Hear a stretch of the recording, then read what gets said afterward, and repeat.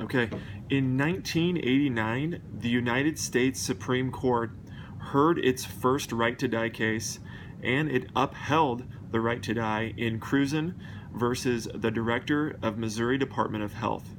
However, the court's decision did leave it up to individual states to determine their own guidelines on the right to die. So very interestingly, the state of Missouri, which paid about $112,000 per year in the 1980s for 8 years to keep Nancy Cruzen alive, fought against her parents, their wishes to remove her feeding tube, and they took the case all the way to the Supreme Court. For 8 years, her body was rigid, and she had occasional seizures and vomiting.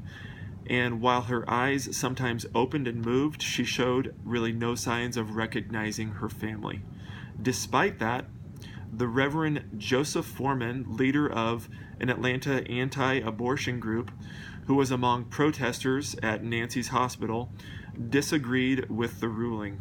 He said, "I sympathize with the hardship of caring for a hopeless woman, but I have no sympathy for a family who solves their problems by starving their daughter to death."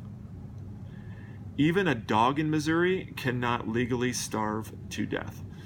So that's pretty deep.